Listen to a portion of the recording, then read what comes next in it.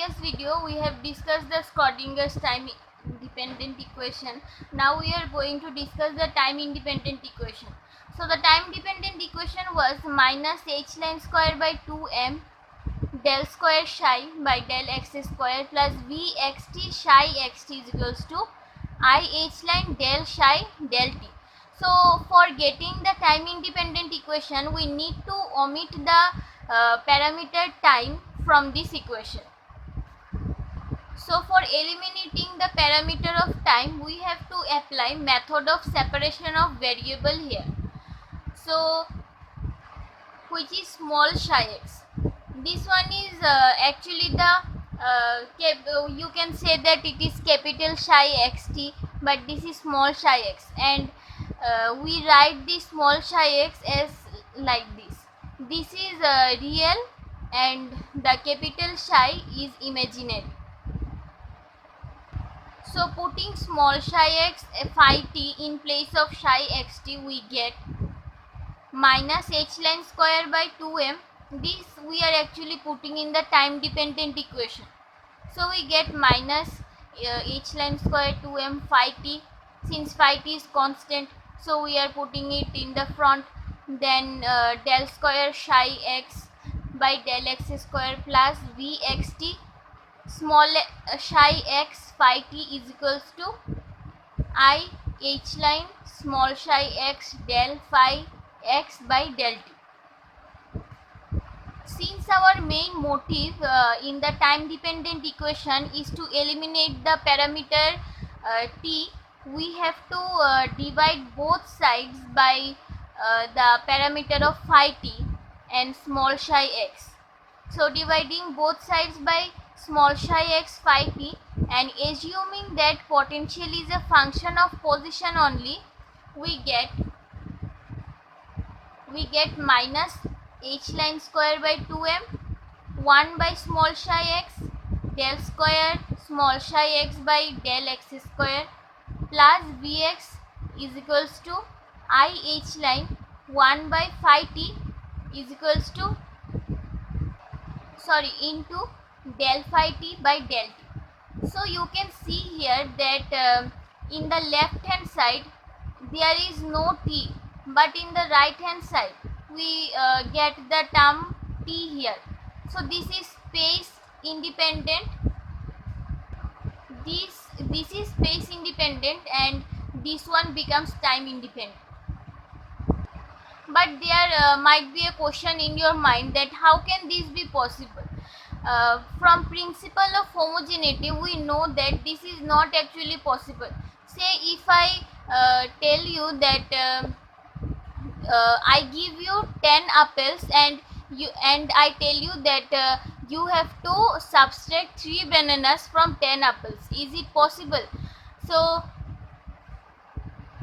this is absolute nonsense. And if I tell you that 10 apples is equals to 10 bananas, but yes, 10 apples can be is equals to 10 apples. So here the same thing happens. In this side this is time independent and this side is space independent. But logically if you think this can't be possible. But when we use a constant in both LHS and RHS, say if we put the value of x here as 2 and say the value of t here we put 1, so ultimately the result might be equal. Thus we find that the equality is valid only when LHS and RHS are equal constant. So for that we need to consider a constant. Say here we are considering m as the constant. So the left hand side we are taking as m, that is and then we are giving it as equation number 1, and the right hand side again we are taking as m and it is the equation number 2. So the equation number 2, from here we can get that del phi t by del t is equals to m by I h line phi t. we are just changing the sides here. And you know that we cannot take it in the denominator because I is a complex number. So dividing this by I, we are getting here I square, which the value is -1, and so we get minus m by h line phi t into I. So now you can see that these two equations are the ordinary differential equations, and how we have successfully applied the method of separation of variable. Thus we have separated the two variables successfully. So now solving the above differential equation for phi t, that is this one, we get phi t is equals to e to the power minus I m by h line t, that is e to the power minus I theta. I have told you during the derivation of time dependent equation, there is a formula which says that e to the power minus I theta is equals to cos theta minus I sin theta. So we are applying this formula here and get phi t is equals to cos m by h line t minus I sin m by h line t. We know that omega is 2 pi nu, and at the same time we can write omega as g by h line into 2 pi. From the previous equation we got that omega is g by h line into 2 pi. So cancelling 2 pi from both sides, we get that h nu is equals to g. So what is h nu? You already know from Planck's law, h nu is the energy E. So E we can put in place of g in the equation.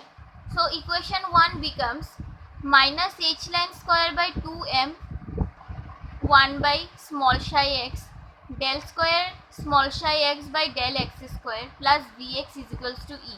We are just putting the value of g as E.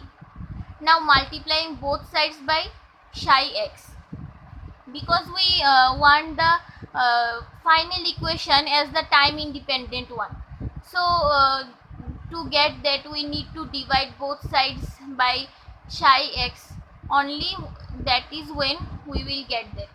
So it becomes minus h line square by 2m del square psi x by del x square minus vx psi x is equals to minus e psi x. Now changing the side, that is bringing the e in the left hand side, we get finally minus h line square by 2m del square psi x by del x square plus e minus v into psi x is equals to 0. So this becomes the Schrodinger's time independent equation for one dimension. Here you cannot see the time t, and one thing you notice here that we cannot see the parameter I also here, this I, that is iota.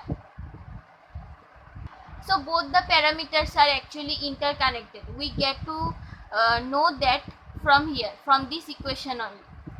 And so for 3 dimension it will become h line square by 2m del square psi plus e minus v psi is equals to 0. This becomes for the 3 dimension Schrodinger's time independent equation.